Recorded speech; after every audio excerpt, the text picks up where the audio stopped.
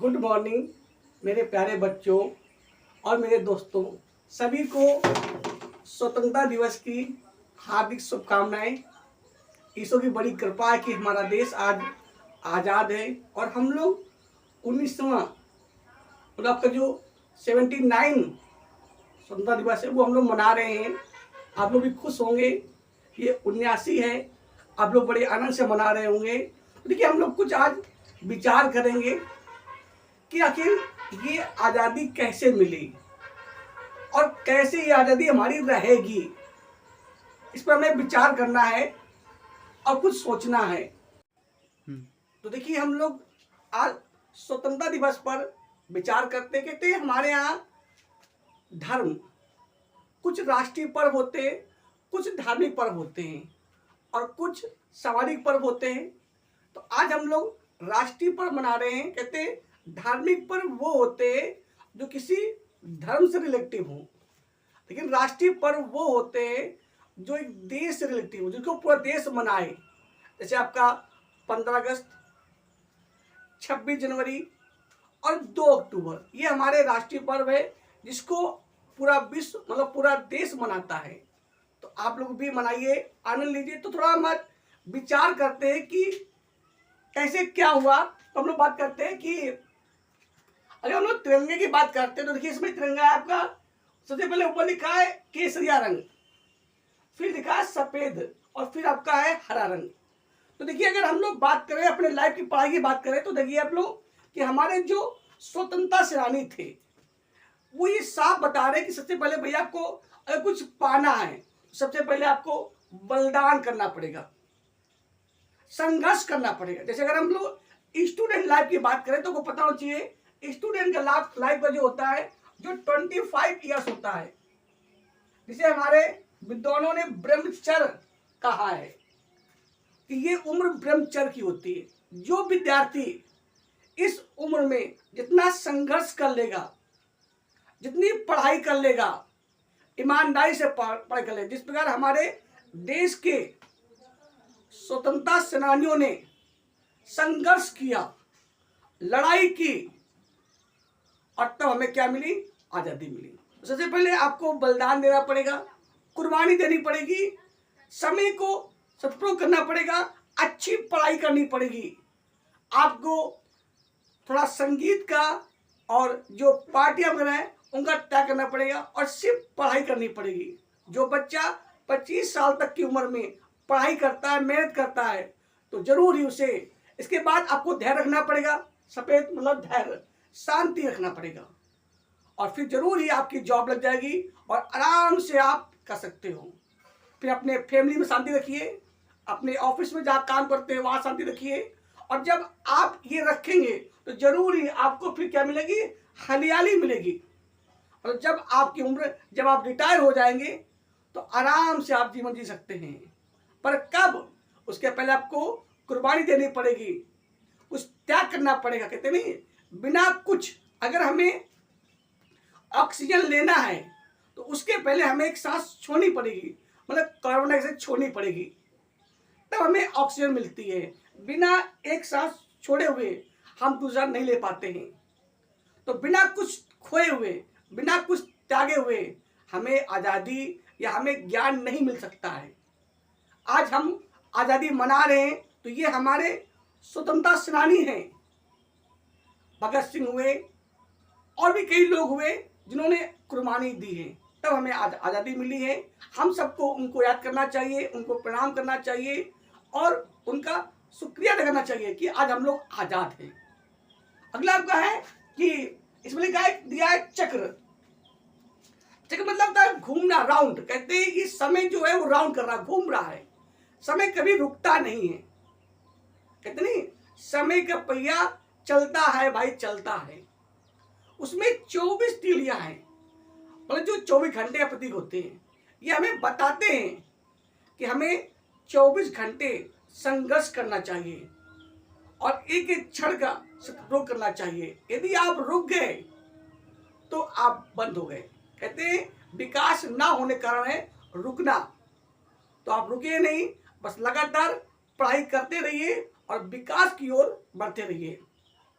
तो आप लोग स्वतंत्रता दिवस मनाइए, सभी को आपको स्वतंत्रता दिवस मनाना है और सभी को जानकारी प्राप्त करनी है। देखिए अगला आपका पॉइंट है कि इसमें क्या होता है, केसरिया मतलब बलिदान, सफेद मतलब शांति का प्रतीक और हरा मतलब क्या हरियाली का, आनंद का। जब आप बलिदान करेंगे, धैर्य रखेंगे, शांति रखेंगे तो आपको जरूर ही हरियाली मिलेगी। जिस प्रकार एक किसान अपने खेतों को जोतता है, बीज को बोता है, पानी लगाता है, फसल धीरे धीरे तैयार होती है, वो धैर्य रखता है और कुछ समय के बाद फसल पूर्णतः पक जाती है।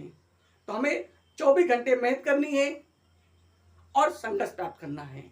अगला आपका है कि ये हमारा राष्ट्रीय पर्व है। धार्मिक पर्व वो पर्व होते हैं जो धर्म से रिलेटिव होते हैं, जैसे दिवाली हिंदू लोग मनाते हैं भैया, ईद मुसलमान भाई मनाते हैं, और भी कई पर्व अपने अपने हैं। तो राष्ट्रीय पर्व जिसको पूरा राष्ट्र मनाए, तो आज कौन सा है? आज हमारा स्वतंत्रता दिवस है, जिसे हम लोग बोलते हैं इंडिपेंडेंस डे, स्वतंत्रता दिवस। ओके, अगला देखते हैं। अब हम लोग समझते हैं कि आखिर स्वतंत्रता दिवस है क्या, समझते देखिए। कहते हैं यहाँ पे लिखा है स्व, स्व माने अपना, तंत्र ता, कहने मतलब स्व माने अपना, जब अपना खुद का तंत्र हो, अपना खुद का नियम कानून हो। देश को आजाद हुए तो 79 साल हो गए, 79 ईयर्स हो गए, लेकिन हमें विचार करना है, क्या हम आज आजाद हैं? क्या अभी क्या हम किसी के गुलाम नहीं हैं? क्या आज भी हम जब कोई कार्य करते हैं तो किसी की सलाह लेते हैं? क्या हम अपने दम पर कुछ नहीं कर सकते? तो आज भी हम लोग क्या हैं? परतंत्र हैं। यदि स्वतंत्रता चाहिए तो स्वयं को शिक्षित करना पड़ेगा, अच्छी पढ़ाई करना पड़ेगा, क्योंकि पढ़ाई ही वो हथियार है जो तुम्हें ऊंचाई पर ले जा सकता है। तो बिना डरे हुए आप स्व माने खुद का, तंत्र माने नियम कानून, और ता माने इस शरीर का, आ माने अपने। अगर तुम्हें अपना रास्ता खुद बनाना है, हमें खुद देखना है, हमें खुद विचार करना है क्या गलत और क्या सही है। कहते हैं अगर हम लोग बॉडी की बात करें तो पता है आपको, ईश्वर ने हमें 2 आंखें दी हैं, 2 कान दिए हैं, लेकिन मुंह एक ही दिया है। 2 नाक के भी छोड़ दिए हैं, मुंह एक ही दिया। कहने मतलब ये, अगर हमें पढ़ाई करना है तो हम आंखों से देखें ज्यादा।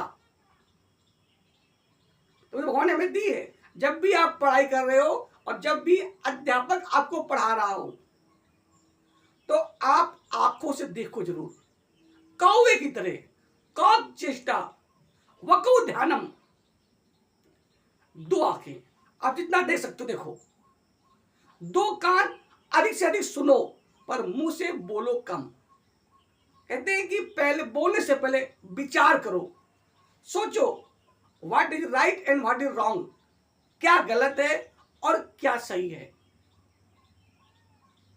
ऐसा नहीं कि बस सुना और बस बोल दिया, हमें देखना है कि गलत क्या और सही, क्योंकि आपको पता होना चाहिए। कहते हैं एक बार क्या हुआ, एक कबूतर बेचने वाला या तोते बेचने वाला तोते बेच रहा था। 3 तोते थे, एक ही कलर के थे, देखने में बिल्कुल सेम थे, पर एक तोते की कीमत 500 रुपए थी, एक की 50 रुपए थी और एक की 5000 रुपए थी। वो बोल रहा था तोते ले लो, तोते ले लो, तोते ले लो। तो लोगों ने पूछा भाई कितने कीमत के? तो बोला ये जो तोता है ये 50 रुपए का है, और ये तोता जो है ये 500 रुपए का है, ये तोता जो है ये आपका 5000 रुपए का है। तो बोले क्यों भाई? तोते देखने में तो एक से ही, एक ही लंबाई चौड़ाई सब कुछ बराबर है, पर इसमें रेट में क्यों डिफरेंस? तो बोले इनके जो गुण है, उनकी जो क्वालिटी है, कहते हैं आपकी क्वालिटी आपके उम्र से नहीं बल्कि आपके अंदर क्या ज्ञान है, क्या क्षमता है, क्या पावर है, इस पर डिपेंड करती है, इस पर निर्भर करती है। तो अपने अंदर आप खुद डिफेंस बने, सेल्फ डिफेंस बने, आप खुद अच्छी पढ़ाई करें जिससे अपने कदम पर, अपने पैरों पर खड़े हो सके और अपने माता पिता को कंधा बने, उनकी मदद करें। तब आपके स्वतंत्र होंगे, आपको आजादी मिलेगी और आप आराम से जी सकते हैं। तो बोले बात ये है, क्या उसने किया, उसने एक लकड़ी उठाई, एक सी उठाई और उसके डाली कान में, कहते हैं कि लकड़ी आर पार हो गई, इस कान से निकली, इस कान से निकल गया। तो उसने बताया कि बात ये है कि ये जो तोता है ये कुछ सुनता ही नहीं है। अध्यापक कितना भी पढ़ाए, माता पिता कितनी भी बात कुछ अच्छी करे, पर इस कान से सुनेगा और इस कान से निकल देगा। कहने मतलब ये उसकी स्थिति जैसी थी वैसी ही रहेगी, कोई परिवर्तन नहीं आएगा। इसलिए 50 रुपए मतलब बिल्कुल यूजलेस है, कुछ सुनना ही नहीं। दो कान थे कि दोनों कान से सुना जाए, पर ये क्या करता है, एक कान से सुनता है, एक कान से निकाल देता है। दूसरा क्या, उसने डाली तो कहते कान से डाली और मुंह से निकल गया। कहते ये सुनता तो है, दोनों कान सुनता है, पर ये जैसा सुनता है वैसा ही निकाल देता है। तीसरे डाली तो क्या हुआ, इसलिए 500 रुपए का है। तीसरे क्या किया, डाला कान में, तो जैसे ही डाला तो वो कहा गई माइंड में ऊपर, जो हमारा सेंटर, कहते नहीं कंप्यूटर का माइंड क्या होता है, उसका सीपीयू, और हमारा माइंड क्या, ये ऊपर। हमेशा भगवान ने माइंड ऊपर रखा है। जो विद्वान होते हैं, जो मान होते हैं, वो हमेशा ऊपर बैठा रहते हैं, तभी तो व्यास ऊपर बैठता है और श्रोता नीचे बैठते हैं। तो हमारा जो ब्रह्मांड है, जो हमारा माइंड सीपीयू है, ऊपर रखा है। और आपने देखा होगा सीपीयू थोड़ा ऊंचा भी होता है, तो सीपीयू आपका है, मतलब कहने मतलब ये हुआ, ये पहले बातों को दोनों कान से सुनता है, सुनने के बाद अपने सीपीयू में ले जाता है, विचार करता है कि what is right and what is wrong, क्या गलत और क्या सही है, हमें जीवन में क्या करना चाहिए, क्या हमें धूम्रपान करना चाहिए। उसमें इतना भयंकर बना होता है कैंसर। लोग कहते हैं कैंसर तो उनको भी हो जाता है जो कुछ नहीं खाते हैं। अरे मेरे भाइयों, अगर आप कंपेयर करिए तो जिनको, क्योंकि कैंसर का मतलब है कोई घाव हो जाना, कोई इन्फेक्शन हो जाना जो ठीक ना होना, किसी को हो सकता है। पर अगर आप कंपेयर करिए तो जो धूम्रपान करते हैं, स्मोकिंग करते हैं, जो दारू पीते हैं, उनकी संख्या ज्यादा है। मरते तो सभी लोग हैं, पर जो सीधे गाड़ी के नीचे आ जाएगा तो क्या वो बचेगा क्या? जो गाड़ी के इधर उधर है तो वो तो बच सकते हैं, पर जो गाड़ी के सीधे सामने है वो नहीं बचेंगे। तो हमें गाड़ी के सामने नहीं रहना है, हमें देखना है क्या गलत और क्या सही है, हमें पढ़ना चाहिए कि नहीं पढ़ना चाहिए। तो ये हमें विचार करना है, तभी आप पूर्ण रूप से खुद स्वतंत्र हो पाएंगे और अपने माता पिता को स्वतंत्र करवा पाएंगे। आप ऐसा प्रकाश बन पाएंगे जो खुद तो प्रकाशित होंगे ही, लोगों को भी प्रकाशित करते हैं। इसलिए भगवान ने हमें 2 कान दिए हैं कि हम सुने ज्यादा, 2 आंखें दी हैं देखे ज्यादा, और 2 नाक दिए हैं सूंघे ज्यादा, लेकिन विचार करके बोले एक। मुंह एक ही दिया है कि हम कम बोले, सुने ज्यादा देखे ज्यादा पर बोले कम। जब उचित हो तो बोले, अनुचित हो तो ना बोले। आपको पता है कि हमारे जो प्रधानमंत्री पंडित जवाहरलाल नेहरू थे, ये हमारे देश के प्रथम प्रधानमंत्री थे। इन्होंने 17 बार लाल किले मतलब प्राचीर से झंडा ध्वजारोहण किया। कहते हैं 26 जनवरी को किया जाता है, झंडा फहराया जाता है, और 15 अगस्त को झंडा रोहण होता है, इसे बोलते हैं ध्वजारोहण। अब ध्वजारोहण और झंडा फहराने में अंतर क्या है? हमारे प्रधानमंत्री जो हैं वो लाल किले की प्राचीर से झंडा मतलब रोहण करते हैं, मतलब ध्वजारोहण करते हैं। ध्वजारोहण में क्या होता है, नीचे से झंडे को ऊपर ले जाया जाता है। कहने मतलब ये, अगर तुम्हें कुछ पाना है, भले वो आप नीचे हो, पर आजादी चाहिए। कहते हैं एक बार अकबर ने एक प्रश्न किया, उन्होंने बोर्ड पे लाइन खींच दी कि बिना छुए बिना काटे इस लाइन को छोटी कर दीजिए। लोग हैरान हो गए कि बिना छुए बिना काटे किसी छोटी कर दें। कहने मतलब ये हुआ, हम किसी की बिना बुराई करे हुए, किसी धर्म की, किसी समुदाय की, किसी व्यक्तियों की बिना बुराई करे हुए अपने आप को या अपने धर्म की तारीफ करके अच्छी को करके बढ़ाएं, अच्छी बात है। पर किसी को छू कर काट देना, घटा देना, ये गलत है। तो लोग बड़े परेशान हो गए कि कैसे क्या होता है ऐसा। पर कहते हैं वहां पे बीरबल थे, उन्होंने क्या किया, एक चाक उठाई और जहां पे वो लाइन खींची थी उसके ऊपर एक लाइन खींची बड़ी। तो क्या हो गए, वो लाइन ऑटोमेटिक क्या हो गई, छोटी हो गई। उसको छुआ भी नहीं गया, काटा भी नहीं गया, कुछ नहीं किया गया, बस अपने को बढ़ा दिया गया।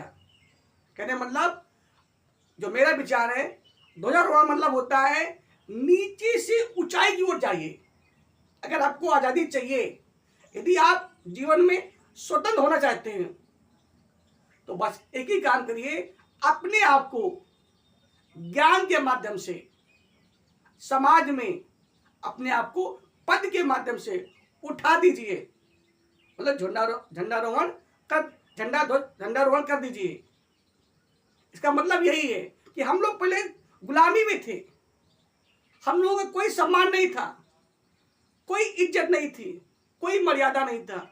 अंग्रेज जो चाहते थे वो कर देते थे। लेकिन हमारे विद्वानों ने, हमारे स्वतंत्रता सेनानियों ने संघर्ष किया और हम लोग क्या हो गए, आजाद हो गए। तो कहने मतलब क्या है कि झंडारोहण वाला होता है झंडे को नीचे से लेकर ऊपर ले जाया जाता है और तब उसको, तो उसे बोलते हैं झंडारोहण। अब 26 जनवरी क्या होता है, 26 जनवरी को आपको पता है, इसे हम लोग बोलते हैं राजपथ। अब वो कर्तव्य पथ हो गया है। उसमें क्या होता है, देश की जो राष्ट्रपति होती हैं या देश के जो राष्ट्रपति होते हैं वो झंडा फहराते हैं। झंडा फहराने में क्या होता है, झंडा पहले से ऊपर बंधा होता है, उसमें फूल बनाते हैं, बस को खोल दिया जाता है। कहने मतलब ये ऊंचाई पे तो है पहले से, अब हमें इस झंडे को ऊंचाई पर ही रखना है। यदि आपके पास ज्ञान है, आप विद्वान हैं, यदि आप पैसा वाले हैं, तो झंडा नीचे नहीं आना चाहिए, ऊपर ही फैलाना चाहिए। ये होता है 26 जनवरी को। तो एक झंडा रोहण होता है, एक झंडा फहराना होता है। झंडा रोहण मतलब इसे हम लोग बोलते हैं ध्वजारोहण, ध्वजा फहराना, ठीक है, ध्वजा झंडा।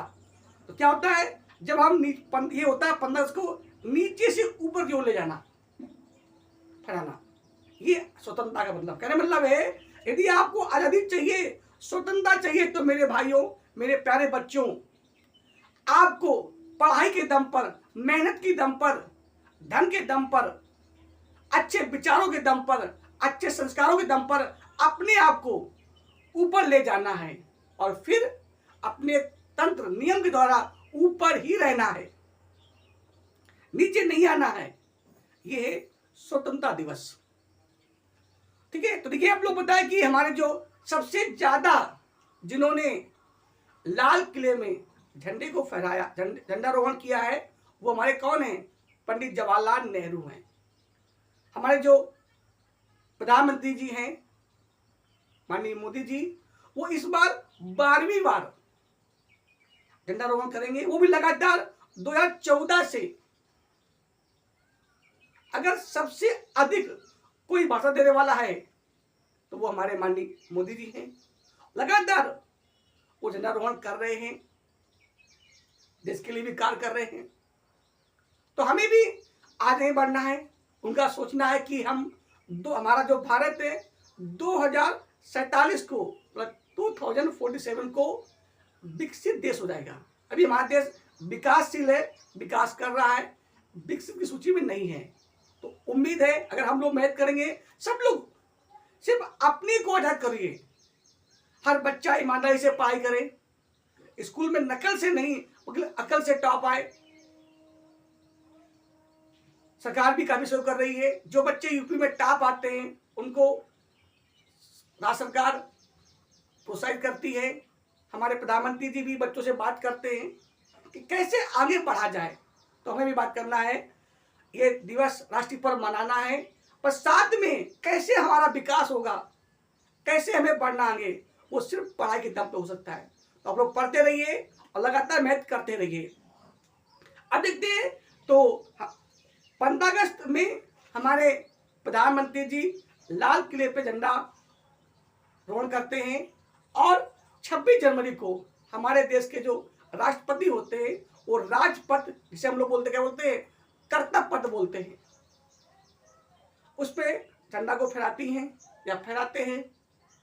अब देखिए क्या होता है, अगला क्या होता है, झंडा कब फहराना चाहिए। कहते हैं पहले हमारा नियम था कि झंडे को सूर्योदय के समय फहराना चाहिए और सूर्य अस्त के बाद उतार लेना चाहिए। पर अब एक नया नियम आया है, भारतीय ध्वज संहिता 2022, ये लागू हुआ है। इसमें क्या है कि आप झंडे को या तिरंगे को रात में भी फहरा सकते हैं, और लेकिन कब, जब आप पर्याप्त रोशनी हो, अंधेरे में नहीं। हमेशा अपने आप को प्रकाश, ज्ञान के प्रकाश रखिए। तो जहां पे पर्याप्त रोशनी हो तो वहां पर आप लोग रात में भी झंडे को फहरा सकते हैं। आपने देखा होगा कई जगह अब झंडे लगाए गए हैं और वो फहराते रहते हैं।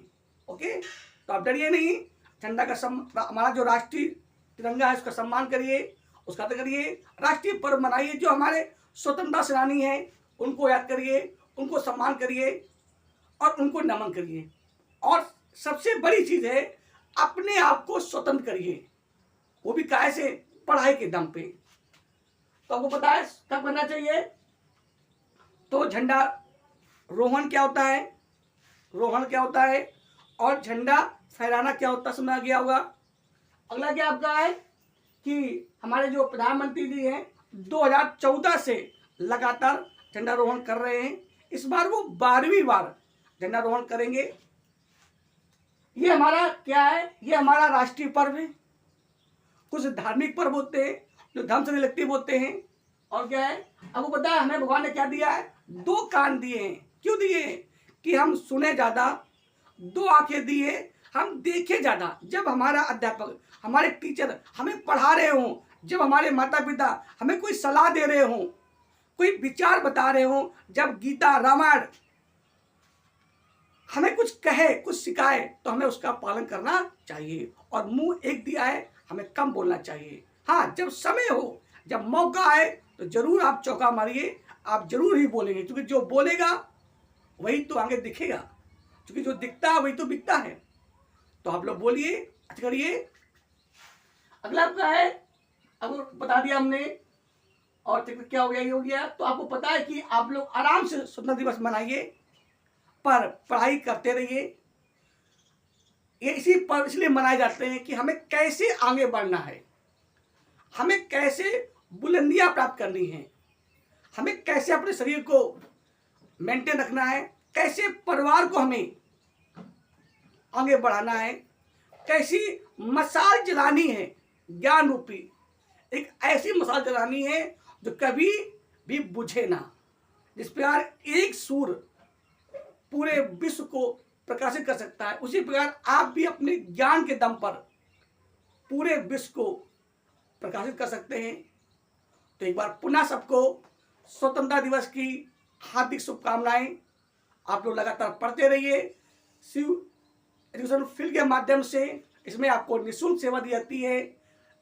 शिव एजुकेशन फील्ड चाहता है कि देश का हर बच्चा गरीब से गरीब बच्चा, किसी भी जात का हो, किसी भी धर्म का हो, किसी भी समुदाय का हो, शिक्षित होना चाहिए, क्योंकि केवल शिक्षा ही वो हथियार है, केवल शिक्षा ही वो हथियार है जिसके दम पर आप पूरे विश्व में राज कर सकते हैं।